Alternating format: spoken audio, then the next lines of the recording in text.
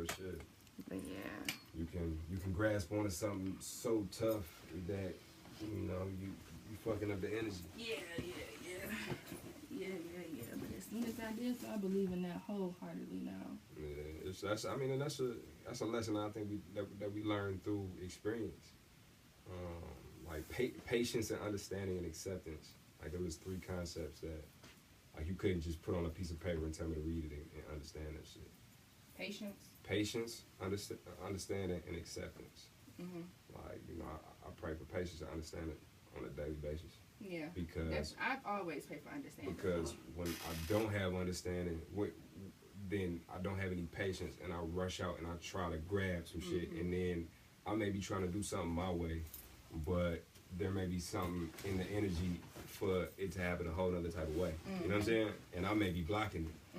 Thinking that I'm moving forward.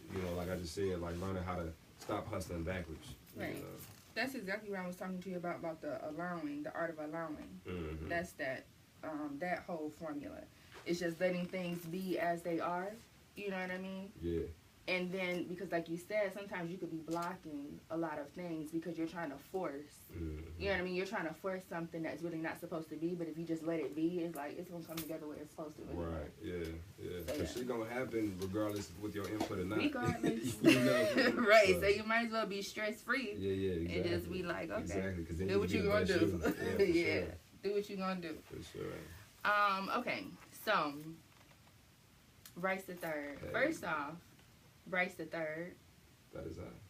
Where'd the name come from? Where you get the third from? Actually, I'm the third. So it ain't no mistake. It's not that complicated. Nah. When I was younger, I used to go by Trey B the Diamond, which is a crazy ass name. My uncle gave it to me. It was still the third, but it was like Trey and then Bryce, and so Trey B, and then I like diamonds. And then like later on in life it became Trey B the Diamond, but it was spelled DMND. The acronym was Dope Music Never Dies. It's like, bro, this is you're doing way too much. So like actually changing my name to Bryce the Third was kind of like a transformation, maybe like three or 4 years ago, where I was like, actually, I started hustling the right way, and it's like, it made sense, and it was easy, and it just felt like I had more of a personal connection to my music. So let me ask you, if somebody walked up to you, and you can only respond in one sentence, how would you describe yourself? Learning, evolving. That's those are words, not sentences. Yeah, but it's because I'm not one thing, and I take pride on learning continuously to continue to make the best me possible, and to allow life to mold me into what I'm supposed to be, rather than this is who I am and this is what it is. So how did you get? It seems like your aura of you is like real positive. You always been real positive, or is it something that you had to grow into, or something you had to mold yourself to? So this is, yes, we're getting straight deep into it. This is where the interview gets deep. So I'm actually in recovery. Oh yeah. I struggled with Xanax. Before Xanax was cool, before Future was talking about it and shit like that. Like I got into Xanax, I was taking Vikes, and life had got overwhelming. My sobriety date is 7/27/13.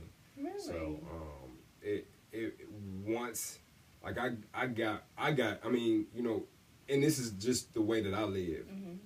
I'm not saying that anything is bad, whatever you do, if you like it, I love it. But for me to be the best me, like I got to a point to where it just shit wasn't working the way that I was trying to make it work. So what ended up happening was, once I lost the way that I coped, you know what I'm saying? Because when I was happy, I needed to get high. When I was sad, I needed to get high. When it was exciting, I needed to get high. When I was bored, I needed to get high. When I needed to be for my kids, I needed to get, like, it was. So once I lost that, once that wasn't the way no more, I had to find ways to be, you know what I'm saying? So in learning to exist, I grasp onto these principles and in these ways of learning to live, and following, certain codes and principles that kind of help me to be the best me. So. You think that you translate that well through your music?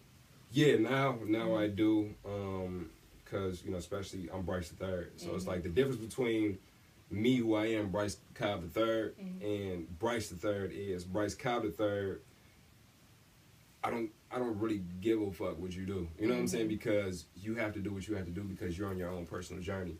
And like I said, if you like it, I love it because that's what you got to do. So I'm not about to, if we have a conversation, I'm not about to, look, you should do this and do that and do this and maybe adapt this. And, you know, but Bryce the Third, you know, he has a prolific way to say things and he has a platform. And when you have a platform, you know, if you have something that you have to offer, like, you got to offer it. So Bryce the Third gets up there and is loud about, you know, the shit that I really believe in as a human being. And, you know, and maybe it'll start a dialogue with people who really need that. You know what I'm saying? So that's what I'm aiming towards. What's your favorite line in one of your songs ever that you've ever written? Sheesh.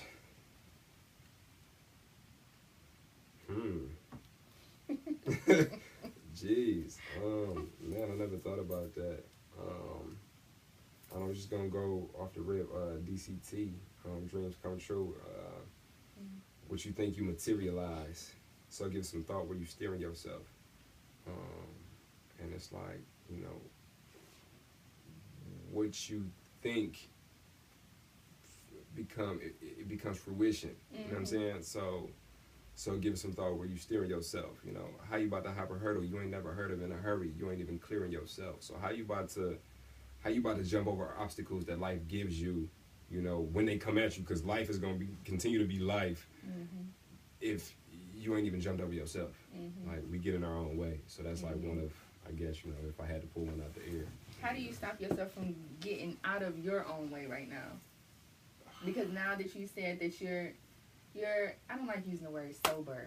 Yeah, it's weird when I say sober because it's almost like I'm calling you a basehead. You know what I mean? I don't like. You can stop. I don't like that. You can stop using everything, and you drop on it. You know what I'm saying? You're done using drugs. You know what I'm saying? But there's a whole process that comes after that. That's why I say, you know, I'm in recovery because I'm recovering. It's a continuing process. I'll never be done. You know what I'm saying? Because at the end of the day, like, I'm growing as a human being and I'm learning different ways to, you know, adapt to life on life's terms. Because life, like, you turn on the news, there's always some shit happening. Like, there always will be something. I just got in a car accident yesterday. There always will be something happening. But it's how do you react? Are you reactive or are you proactive? Are you being your best you? And I'm not the same as I was last year, and I hope not to be the same next year as I was. I'm not the same as I was 3 months ago. You know, so I'm in recovery. You know what I'm saying? Because that's you know, the attitude. You know, it's really, really weird. Yeah. So got a stigma to it. Yeah, it does. It's weird. But so before, when you were doing what you were doing, like, do you understand now why you were doing that, or is it still kind of like, I really don't know why I was doing that? I mean, what you mean, like, with? So, like, how did you even begin, not necessarily taking drugs, but how did you begin to misuse the drugs? Like, what caused you to get to the point where it was like a misuse? I mean, I got early starts of pretty much everything. You know what I'm saying? Like, I've been a daddy since, you know, I was 16. My son was on his way when I was 15, about to be 16. So, like, that was just my, like, I didn't have, like, okay, resolution. You know, you go and this is who you are. So it's like when something happens, it's like you attack that within yourself and, okay, this is who I am, so no, I won't do this. Or this is who I am, so yeah, I will do this. It was just like, shit, get blowed and figure it out. You know what I'm saying? Get blowed and allow it to be what it is. And if you don't like the way it feels, like, numb it up so you can do it anyway. You know, so I never had no process. Besides that, no, I don't ask those questions because at the end of the day, they're not productive to being who I am today. So I feel like as long as you understand, though, as long as you understand why you did what you did or why you were doing what you were doing, because then that prevents you from doing it again. Okay. You get what I'm saying? Yeah, so not necessarily living in the thought or living in the moment of that time, but just understand why did that occur. And then from there, once you got to understand it, it's like, okay, I understand why I did that. Okay. So I'm not going to do that again. Yeah, I see that. Yeah. But, so let me ask you, how did you grow up? Do you have siblings? Yeah. I got 2 sisters. I got a brother. I got a god brother. I came up with my mom's, my mom and my daddy split when I was 3. And I came up with my mama, and then she married my sister daddy. Okay. And you know, that was kind of crazy, living in a house where, you know, this nigga ain't your daddy. You know what I'm saying? And he don't really fuck with you. How old were you when she married him? Maybe like, I don't know, like 4 or 5. Oh, okay. But you know, nigga didn't fuck with me. You know, because they ain't fuck with my daddy. You know, so I mean, what I did get out of it though, I learned how to fight. If you listen to the tape, there's a song in there called "100 True." Let me detail you my story from the beginning. Used to visit my daddy like every other weekend. At least I have a daddy, yeah, I know, but I be tweaking. Baby mama, she know hers a couple years and she ain't seen him. And, you know, I was visitation with my daddy. You know, I used to knuckle up with my sister daddy. Really? Yeah, he one memorable moment was a Thanksgiving. The nigga punched me in the nose, like, because I walked by him and didn't say nothing, because at that point, you know, I've come to accept things for what they are, and I've actually, you know, I've actually seen them since. But at that point, like, you a fucking fruit. You know what I'm saying? So I didn't say nothing. You know, the nigga socked me in my nose, fell down the stairs, left the crib, you know. And it was, you know, that was the type of environment that was. And it eventually came to the point to where my mom was like, look, somebody gonna die in this house, and it's not gonna be me and my kids. So we had left, and we moved like 3 blocks down. We stayed in Inkster, so we lived like 3 blocks down, and that was freedom. You know what I'm saying? So I was like 12, and that's where it was like, okay, it's on and popping. My mom is the type of woman where it's like, you know, I'd rather you do things here than to be out in the street, you know, and I don't know if you good or not. So my crib became a spot. You know, so we had garage parties, all type of shit, you know. You know, and it just wouldn't matter, you know. You know, banging, fighting, you know, drinking, smoking, it's all good, you know, and at least I was at the crib, which I'm blessed to have a mom, you know. I don't know if my mom is watching, but yeah, I smoked my first joint with my mom. Really? Yeah. So that's a fun fact. That's gonna make it into a song. But like, she was like, you know, let me know if you feel like you want to do this, like, let me know. I'd rather you do it here than to do it out there, and rightfully so, because there's some, you know, some weird shit out there, you know, and I did, and she blew my high. She talked it all the way down. You know what I'm saying? Yeah, but that was my first time. Like, I had tried a couple of times before that, but I didn't get high because I didn't inhale. You know, when that time it was like, yeah, I was blown. I got you. Is anybody in your family artistically inclined other than you? My Uncle Bruce, what up, Unc? I don't know if he's watching. To say the story's full. He goes by the name Medicine Man. And he's done like techno around the city. Like, he does like techno. He plays the bongos. So he pretty cool. He's got a ponytail, so you know he's very artistic. How would you equate artistic to a ponytail? Hey man, you gotta have some art in you to have a ponytail. Just is what it is. You know. So as far as like other creatives, is there any other creatives, rappers, artists, writers that you kind of admire and you're like, oh, I like them? In any medium or like just anybody? Period. Oh yeah. I seen a couple of interviews with you where it's like, you know, you got, because I think it's a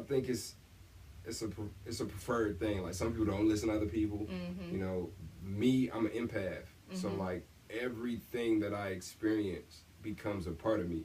So you will hear elements of this person or this person or this thing. If you know these things about me, like everything down to, you know, watching Biker Mice from Mars when I was a kid, or like, you know, Dexter's Laboratory on Cartoon Network, like that shit is gonna make it in. Yeah, I'm telling you, it's gonna make it in there, you know, because these things influence. If it makes you feel, it inspires me. So if it makes me feel, it inspires me. So we was talking earlier about authors, you know, Napoleon Hill, Stephen Covey, Dale Carnegie, Robert Kiyosaki. But you talking music, hip hop, Andre 3000, Kendrick Lamar, J. Cole, Big Crit, Jeezy, right now, there's never a shortage of good hip hop. People say this, you know, oh, this is a terrible time. But if you look, you're gonna be able to find Earth Gang, you know, like right now. But you know, Dizzy Gillespie, Kenny G, like I mean, all over the place. Like the Temptations, the Isleys.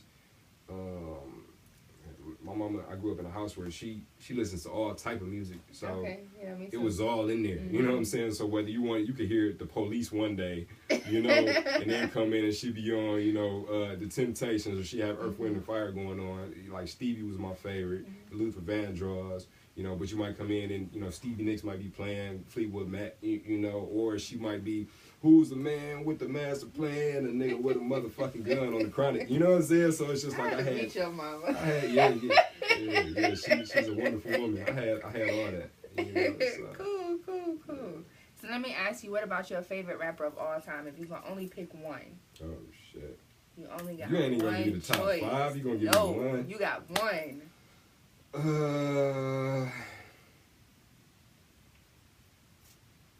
Can we make a weird human being that is like a culmination of 7 people? Because it's weird. It's weird to do. My favorite rapper of all time. Let's do 5. Okay. But you got to do it in the order. Oh man, you gonna get me in trouble. Who watching this shit? You gonna get me in trouble. Well, who got me started rapping? And I know it's gonna be blah blah. It's gonna be, but Eminem. Okay. He got me because it's like he made me see, like, you hear Brain Damage. I used to really hide his CD from my mom. Like, I didn't want to get found out that I was listening to this shit. Like, but it's like you hear Brain Damage and you see this like cartoonist image of his mama beating him side of the head and his brain falling out, or him sticking his guinea pig in the microwave, just weird shit. That was like, wow, like I can see, I would be excited to listen to it. It was like watching a movie but listening to it. I remember on the Marshall Mathers LP with the Kim record, where it's like, you know, like I really was scared of that man, because I thought like he really killed his wife, you know, and that he's really screaming at his wife, and that emotion that it evoked in me while he had lyricism, and it was cold lyricism, like that really was like, yo, maybe I want to do this. And I'm about to do some other shit I know we don't do as rappers, but I'll admit I had a verse of his that I would bite, and I'd go to middle school and I would rap that shit. You know what I'm saying? I'm too heated to freaky. Battle, I'm too weeded to speak to. The only key that I see to the feature would be for me to remove these 2 Adidas to beat you and force feed you with both, and on each feet is a cleat shoe. And the kids would be like, oh, this nigga crazy. I'm like, yeah. And that was your own. Yeah, but that was Eminem. You know what I'm saying? It was 2 verses. It was that Eminem, that's that Hellbound verse, and then it was Nas' Second Childhood that I would be like, bro, that shit mine. And then like, but it wasn't. But those, like, so Nas too, his storytelling, which I didn't really appreciate as a kid, but like even early as a kid, like I would listen to him just because it sounded like I should know what he talking about. But I didn't get it until like maybe more, you know, later in my life. I got you. But influential Eminem. For sure. I got you. Anybody else though? Oh yeah, for sure. Biggie. He was one that I could appreciate right then. I know the Tupac Biggie conversation, but Biggie was the one where I was like, oh, this nigga got style to him. You know, like ugly is up. Nigga down to the socks. And it's like, you know, like, damn, I want to deliver something, and he lyrical, so I want to deliver something. And then, like, if you listen to, like, his stories, like, you know, who the fuck is this? Paging me at 5:46 in the morning. It's like, bro, you said 5:46. That's the oddest time. Like, it's so on point. Like, you painted this picture in my head. So it's like, Biggie was one, and then, you know, Pac, I got into later. I appreciate Pac, but Pac, like, I didn't understand a lot of the things he was talking about. And I'll say this, and this will be another off the wall one, but Ludacris, man. My first parental advisory CD I had, I was able to buy by myself. Well, the first 2 I was able to buy by myself was V12, Devil's Night, and The Gorillaz. I don't know if you ever heard of them, but they first album. And then the one that I went to my daddy's house was like, yeah, my mama let me get parental advisory CDs. So what you talking about was Ludacris word of mouth. And, you know, just him, he's just silly, and it was the way that he projected himself. He called for your attention whenever he talked, and I always wanted to implement that into my shit. So when you see me, like, somebody else might get up there and rap, and it's like niggas start kind of like moving around and going in their phone. But when I get up there, I make it a point to command that attention. I got that from Ludacris for sure.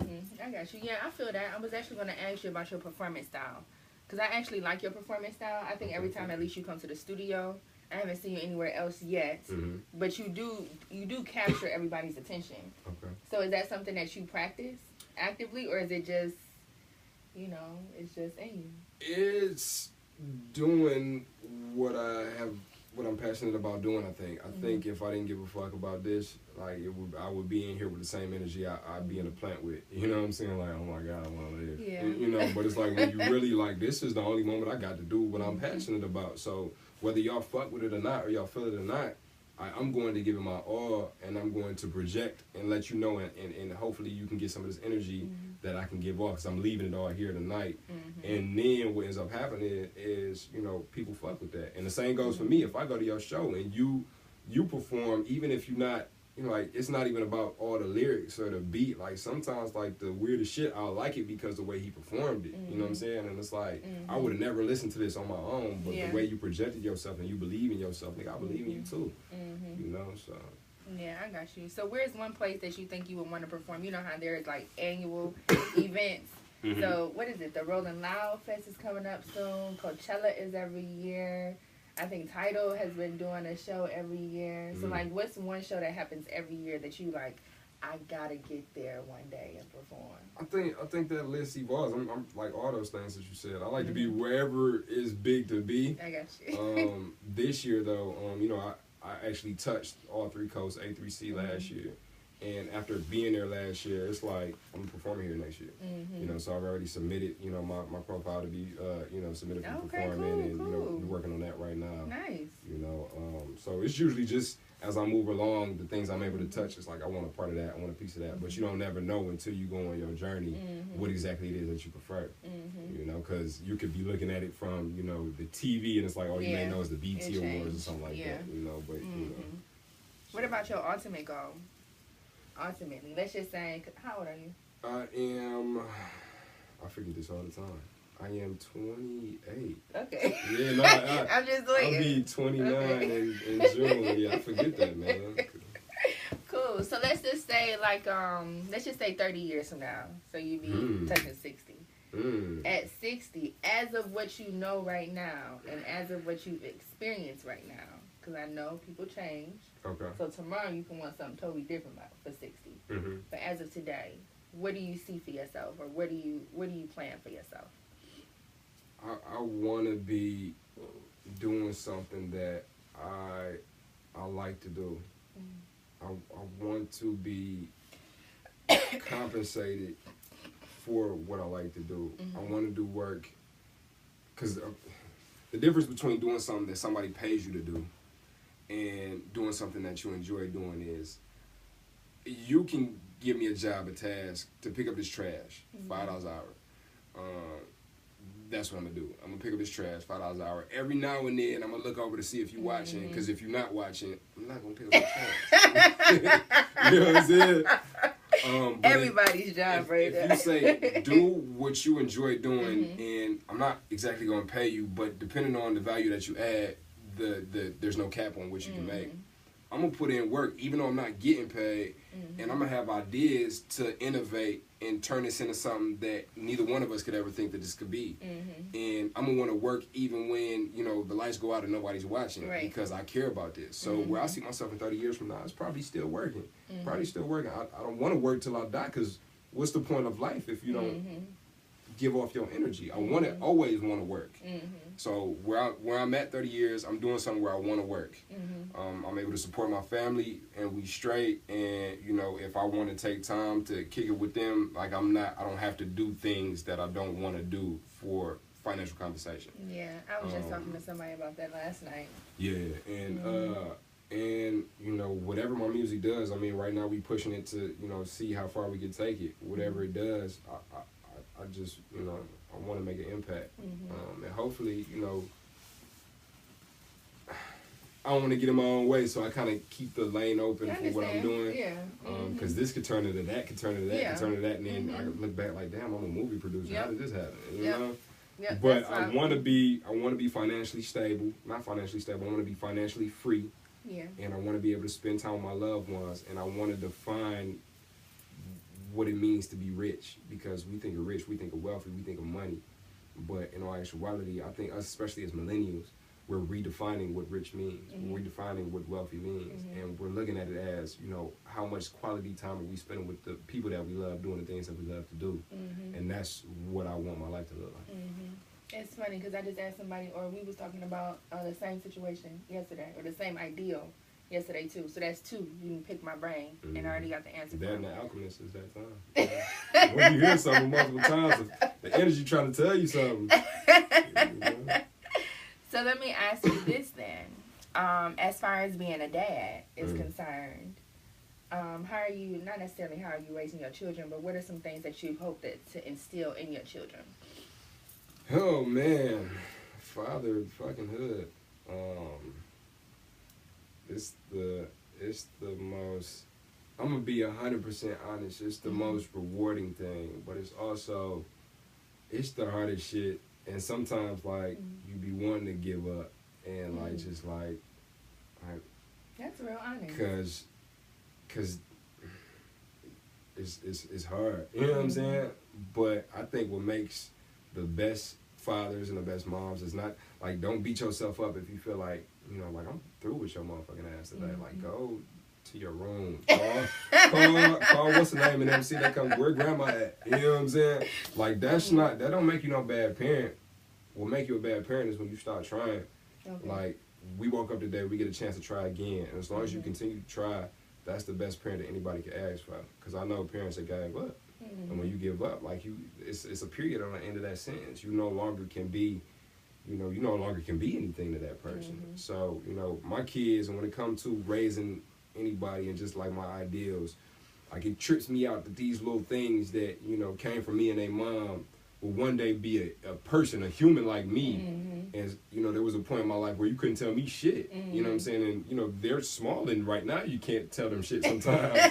So it's I have to accept the fact for my sanity that they will grow to be who they're going to be, because just like things and places, I can't control people. Mm-hmm. And even though they're my kids, I won't be able to control them. But what I can do is set the benchmark. I can give them a reference point. I can be the best reference point for what a man is supposed to be that they can see for now. You know what I'm saying? And that's all I can control. So. Yeah, I got you. So what about let's talk about promotions, and how you're promoting yourself. Mm-hmm. First, let me ask you, is Internal Revenue your first project ever? Under Bryce the Third, it is. Okay. I do under my new label. Yeah. we had a tape. I will say this: it's the first all original everything that I put together. But we've had a couple of tapes. When I was Trey B the Diamond, it's a tape called Up the Treble, which came out probably 2007, which was just a mixtape just full of just. I produced maybe 7 on there, and then I had a whole bunch, I had some different beats from different people on there. And it was just, that was back when I was just rap to rap. So it was lyrical. You may like it, you can go get it. It's on Dat Piff. Search Trey B the Diamond, which I hate saying that because you gotta spell it Trey B. My new label. So I don't know if you can find it, you can find it. But yeah, all original. Internal Revenue is my first, full length, all original music, type joint. Mm-hmm. So again, as far as promotion is concerned, with it being, I'm gonna call it your first project because it's your first project as maybe your evolved self. Mm-hmm. How are you promoting yourself? How are you kind of getting it into people's hands and making sure that people purchase a copy or hear about or listen to a song? It's we about to get real again.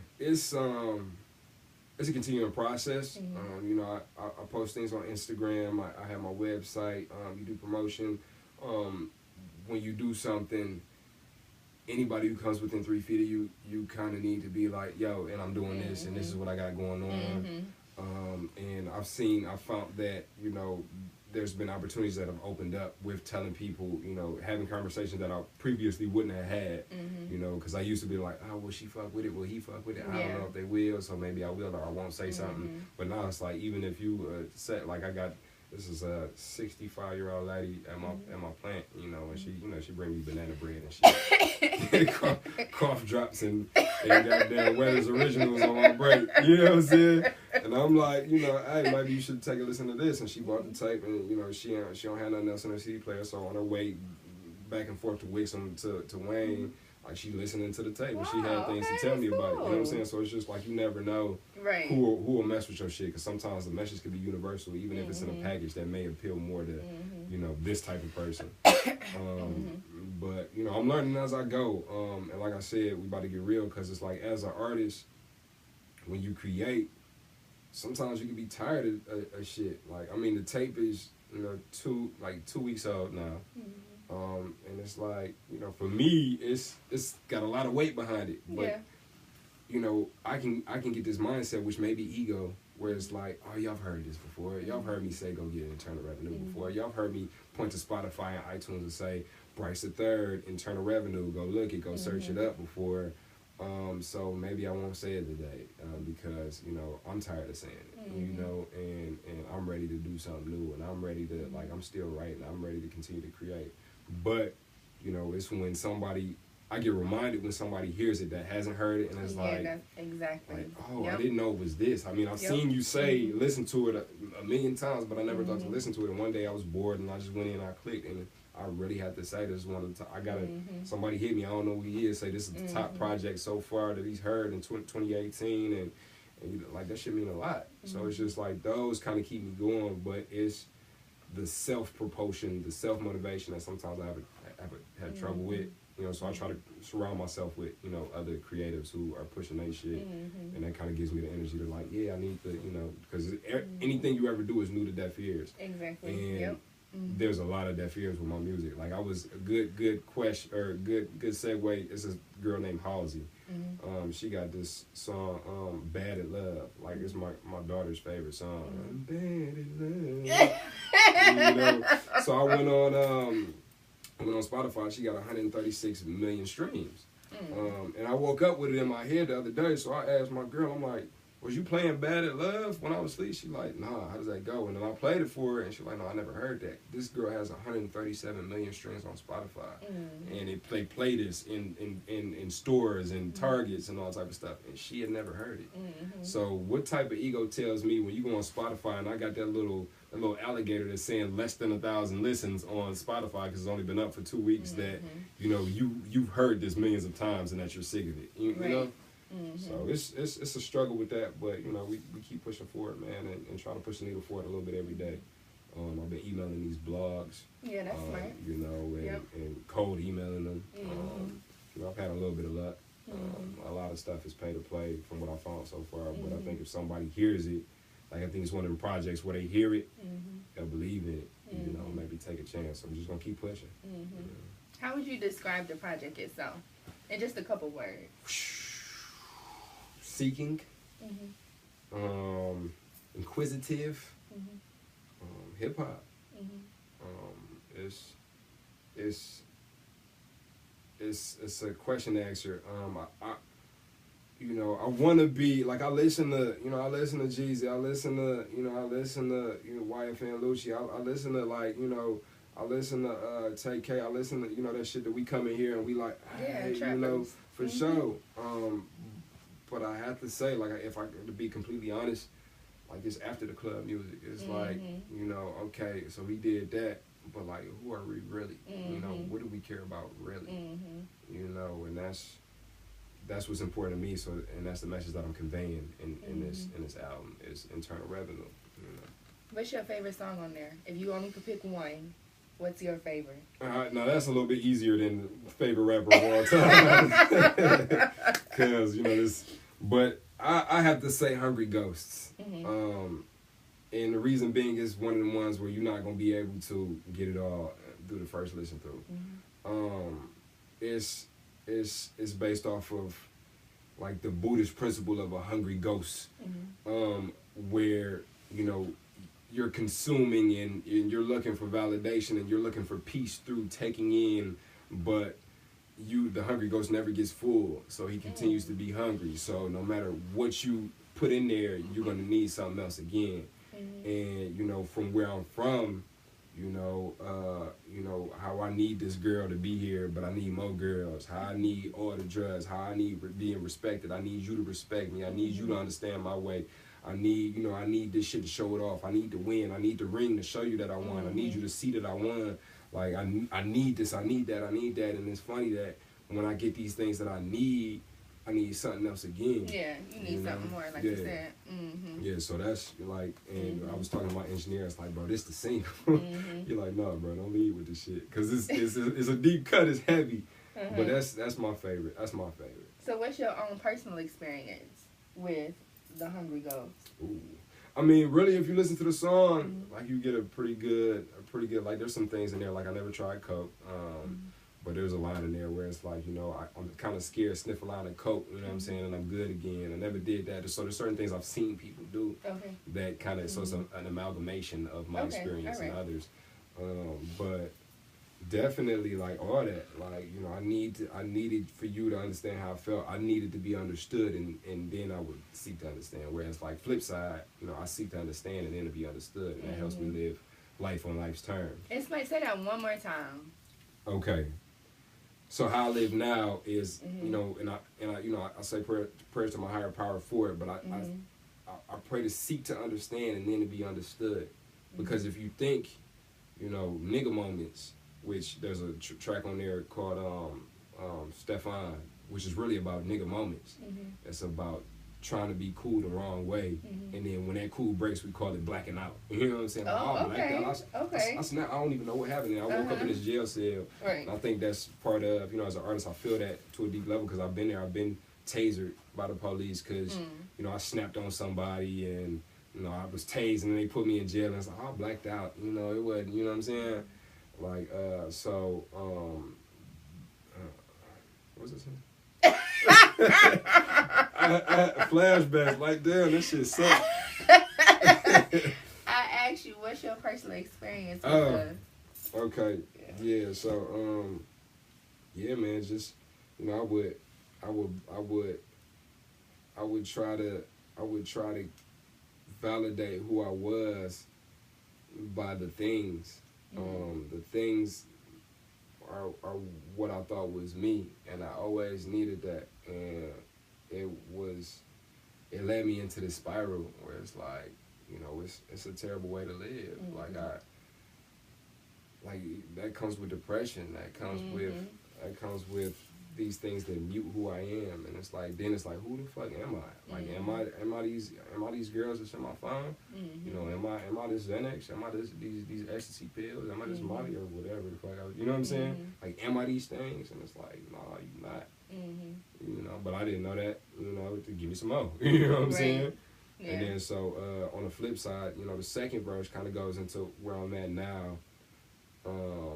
Oh wait, I know what he was talking about. Understand. Yeah, seeking to understand and then to be understood. I was gonna let you go back there. Yeah. See, sometimes short-term memory loss, but so that prevents me from having nigga moments. Because if I seek to understand, I had a car accident yesterday, and to show the growth from where I used to be and where I am now, back then I'm like, who the fuck? Why didn't you? It's your fault that this happened. Why? I got my kids in the car, you know, and I would have ran over to the car.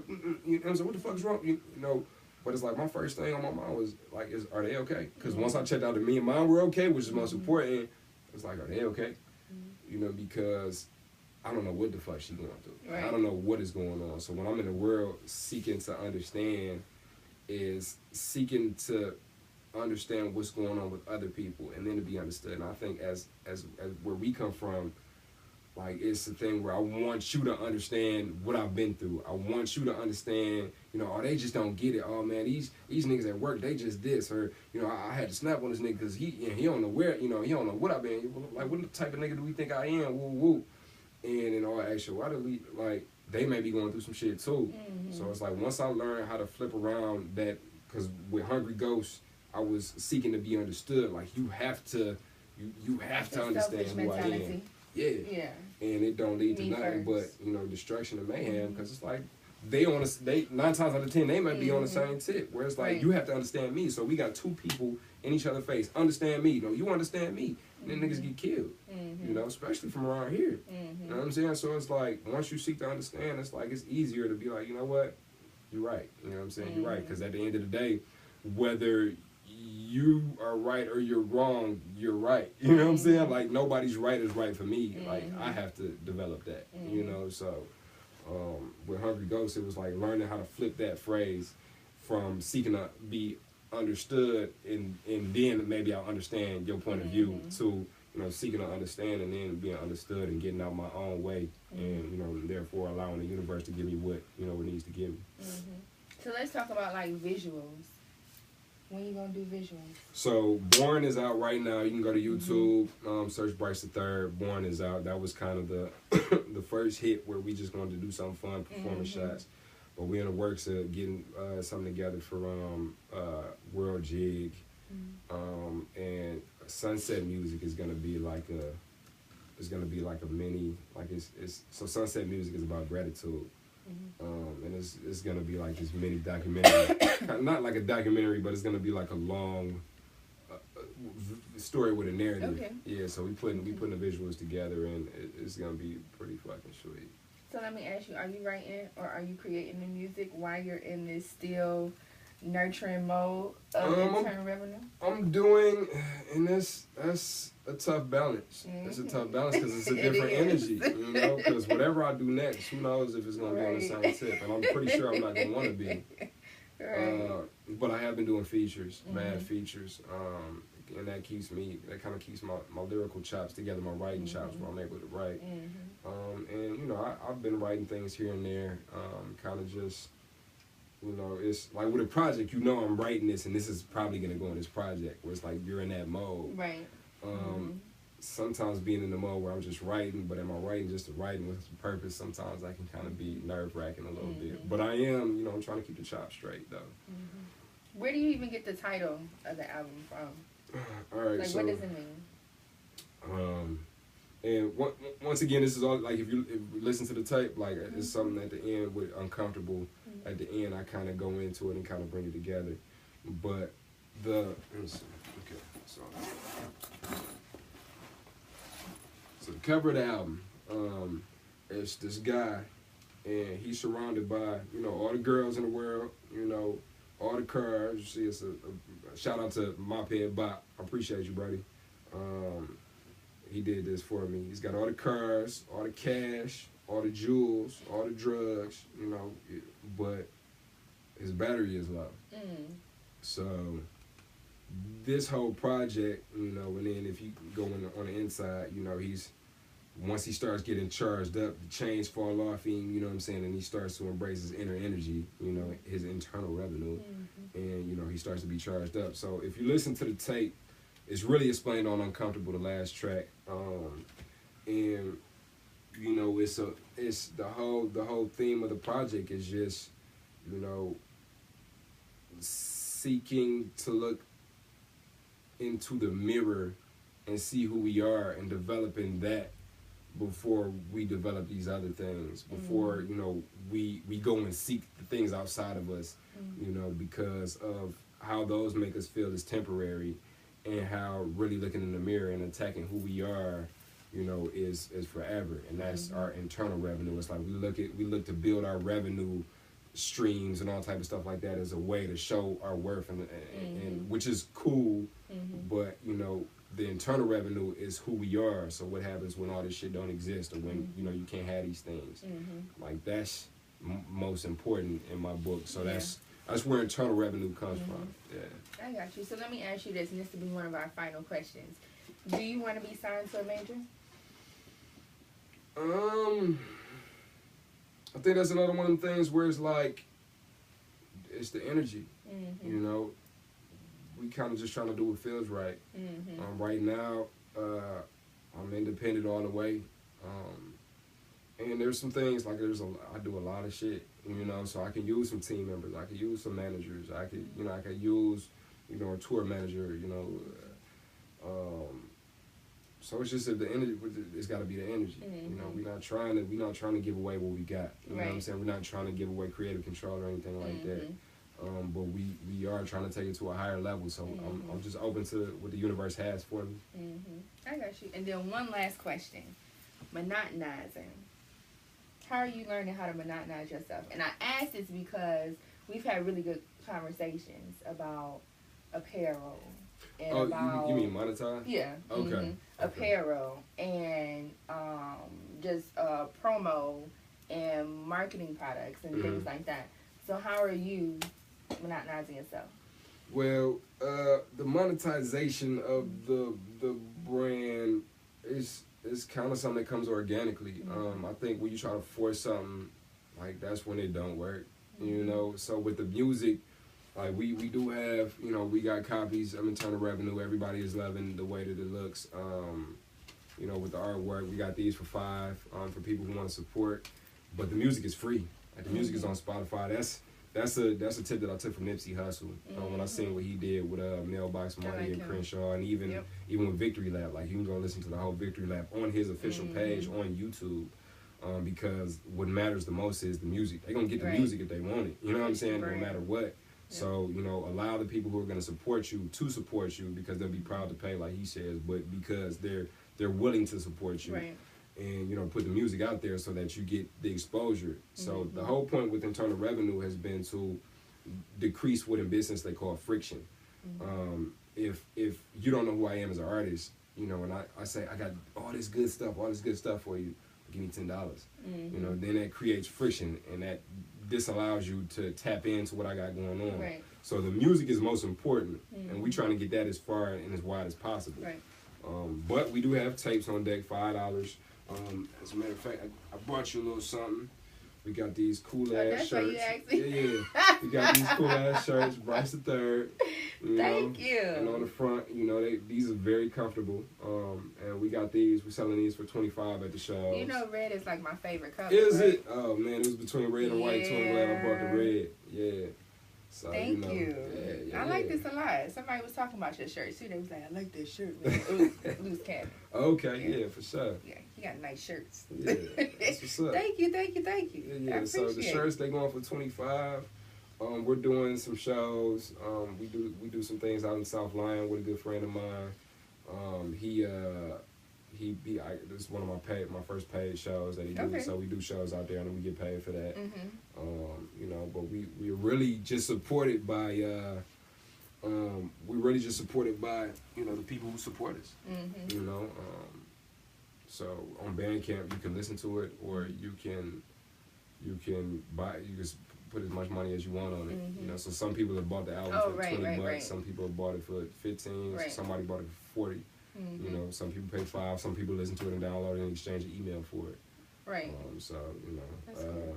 Right now that's the shirts, the CDs, and you know, our donations. Those are the main income streams that we have. Nice. So is there anything else that you want everybody to know about either yourself, anything to look out for, your music, the new album, your new label? Yeah, man. You know, Internal Revenue, go check it out. It's very good fucking music. The website, BryceTheThird.com. We're going to have some good shows coming up. This summer is going to be big. We're going to have some events coming up. Get you some of this merch, this comfortable ass t-shirt. You may see April rocking that pretty soon. And yeah, just keep up and tap in, man, because this whole thing is about this energy. Like I was telling Dog, like, you know, I'd rather you feel it. I'd rather you feel it than to buy it, than to shove it down your throat. I'd rather you feel it, because we're building something organic, and like this is real love, you know. So yeah, just, you know, keep supporting the movement and keep fucking with Bryce the Third, and you know, I'm gonna continue to surprise you. I ain't seen nothing yet. Nice. Well, y'all can check out the interview again on SundaysInApril.com, on YouTube, and everything else.